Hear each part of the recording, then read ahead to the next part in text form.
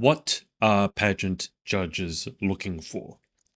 This is a question as old as time that has no real answer. I mean, look, in all seriousness, I get asked as someone who has worked with hundreds of pageant contestants over the years from around the world and coached women who have competed on some of the biggest stages in the world.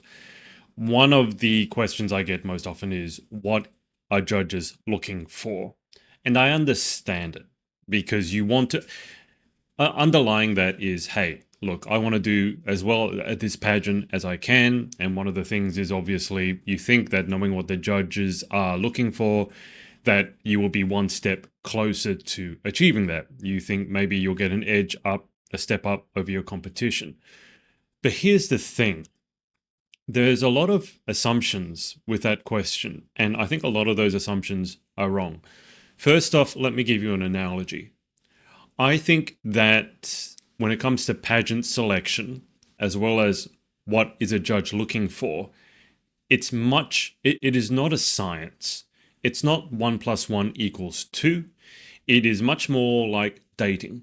Think of it like dating. So, for example, when you go to find your dream pageant system, and I mean genuine, like your dream system, not the kind that some girls are guilty of saying, hey, I compete in this title, now it's my dream title. And then they don't win that, then they go to the next one, like, oh, actually, this one's my dream title. I'm not talking about that. I mean your genuine dream title, your perfect match, your forever after. When you are looking for that in the dating scenario, there's no objective thing as this is the thing I can say to make everyone fall in love with me. And frankly, you don't want everyone to fall in love with you, I hope, because it's much more about finding a match. So when you ask what is a judge looking for, it's completely dependent on the judge. Now, I know when I'm saying this, it's not going to come across as a huge brainwave. I get that. But I need you to think about it really carefully. If you are asking me, what are judges looking for? What are judges looking for? You're not asking me, what is this pageant judge, Tiny Tim looking for? You're asking me a giant generalization like, what are judges looking for? You're making the assumption that they're all the same. And they're not. So that's assumption number one. That's a problem. Number two, and I think this is an even bigger one, your assumption is that judges actually are competent and that they know what they are doing. And this is an assumption that can lead to a lot of pain. The pain specifically being you doing a lot of prep in a certain direction with the assumption that that's what someone is looking for because that would be common sense. And then it turns out, hey, that judge actually had no idea what he was doing. And so he thought he was actually there to just pick the prettiest girl. And so let me dig into this a little bit. And this is not me crying that, oh, the sky is falling down. It's not alarmist. This is coming from my experience working with all these pageant girls, working with all these systems, and having some judging experience. I'll give you an example. So I was on the judging panel for Miss Earth, not this year, so not 2024, but last year, 2023. And we were judging girls' video submissions. Miss Earth has a lot of video submissions. It sort of started around COVID and has carried on even after COVID. And I think it's quite a good idea, frankly, because it gives the girls a chance to showcase not only themselves, but given that it's Miss Earth, a lot about their countries. And so we were looking at a lot of great footage. And so we had, I can't remember exactly what round it was, but we were looking at this footage. I say we, it was myself and Casey Gibson, who runs the Crowning Moment podcast. And we were told to judge this video. But here's the thing, we weren't given any guidelines really as to what we should be looking for. And we were simply given a sheet that was to rate girls from 0 to 100. But we also weren't told what would be an average score. Like, is a pass a 50? Or is a pass a 70? Is it all right, if the girl hasn't made any mistakes, are we giving them 80 or 100? And so what I need you to get is even one of the biggest systems in the world, Miss Earth being one of the big four, and we being brought on as judges, we weren't really told what to look for. And even further than that, we weren't told what the score range should be. Was under 50 okay? Was that considered a fail, etc., etc.? And so, me being me, and frankly, Casey being Casey, gave it some degree of thought beforehand. I know I certainly did. And the way I generally score is 7, like a 70 is an okay, an 8 is good, a 9 is excellent, and a 10 I would be very hesitant to give, or 100 out of 100, because that would mean it's perfect and there's no area to improve. So anything under a 7 or 70 would be, okay, there's something that really needs to be worked on here. I also thought that, all right, you're showing me, I don't know, let's say it's the ecotourism video, that section of the Miss Earth competition. But what am I really looking for? Well, I'm looking for, as far as I can tell, the best title holder. Given that I'm looking at, let's say, the ecotourism video, sure. But I'm ideally trying to pick out of this ecotourism video who I think would make the best title holder. So it's not me, for example. I made a big point as to trying not to look anyway, at the video production values. As in, how pretty is this video? How well is it shot? Because I knew that some of the girls were having to shoot this entire video themselves and produce it themselves because they were a one-woman operation.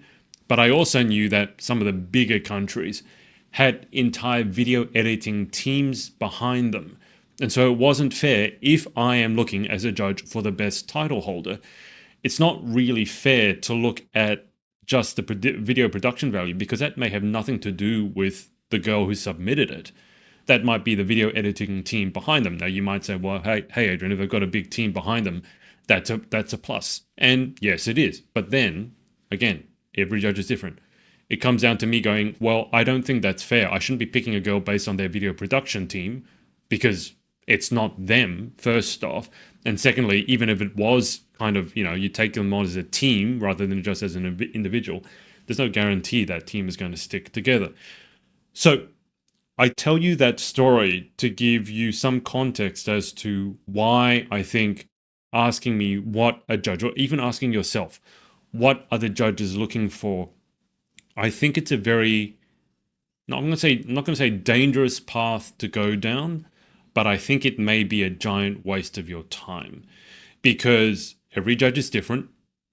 And even given that, sometimes the judges aren't told what to look for.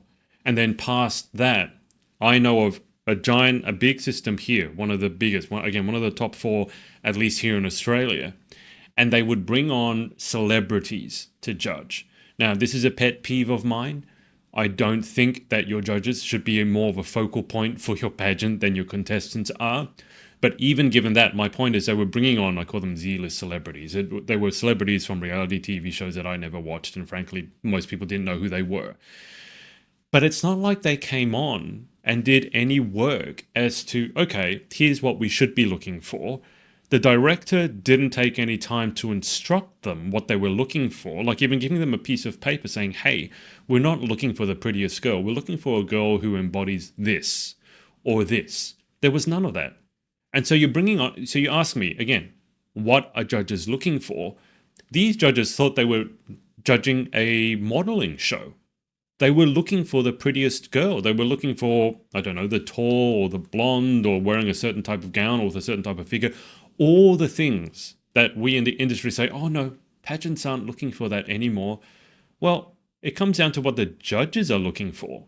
And if the judges are either misinformed or don't care or basically incompetent, which I guess sums up the whole thing, and the director hasn't taken time to educate his or her judges, then actually maybe they could be looking for the prettiest girl on the day.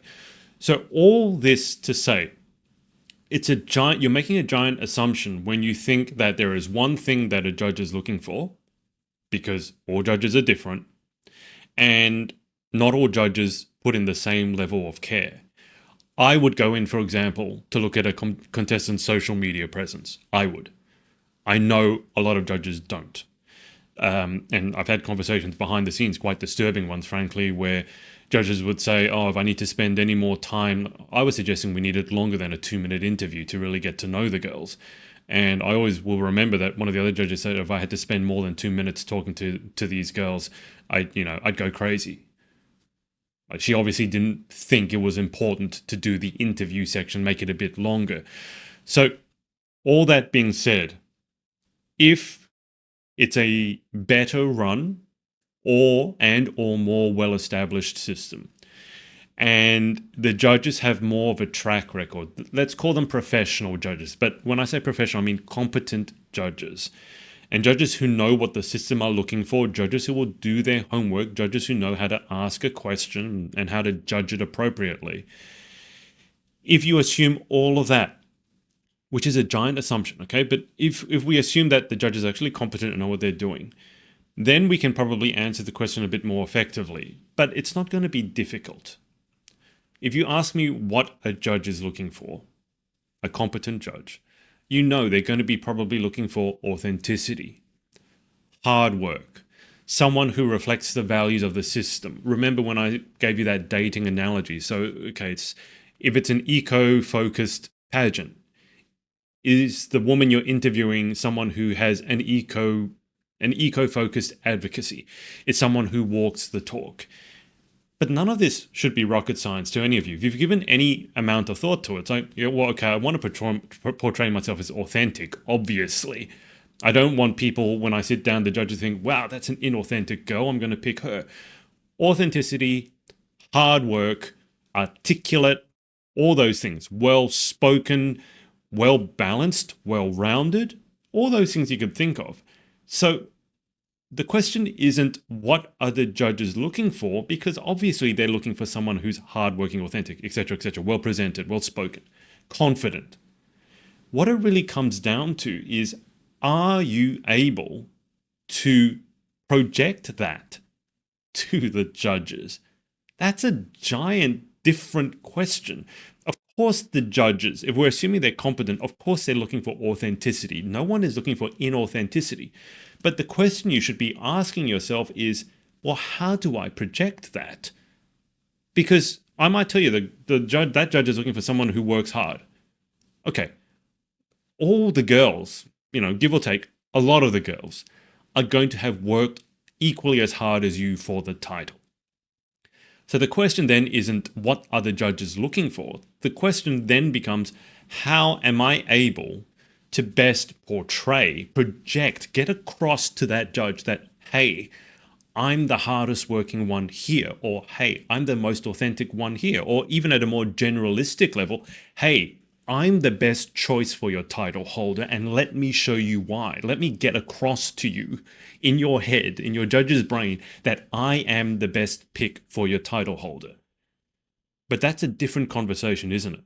Because now it's taken the focus off of what is the judge looking for, and it's put the focus much more squarely on you, on your skills, your communication skills, frankly, your ability to write a cohesive and coherent bio or resume, or do the paperwork correctly, or do the essay correctly. I mean, it varies from system to system. But the focus now is much more on you, your skill set, your communication, your ability to influence other people. As in, when I say influence, I mean, you walk into the room, you really are, the problem you're facing, or the problem you're trying to solve is, how do I influence this judge or this panel of judges to pick me as their title holder? And I like that question much better because it puts the focus on you and what can you do. Because you can work on your ability to influence. You can work on your communication skills. You can work on your paperwork, your bio, your resume, your essay. All these things are now under your control, which I think is a much better way of going about your pageant journey than what are the judges looking for. Because as soon as you're looking at that, even assuming you could find out what they're looking for, that doesn't mean you're going to be able to portray it, at least authentically. And looking outside of yourself at factors you can't control is a really good way of making your mental health take an absolute nosedive, because you're focused on all these outside factors you can't control.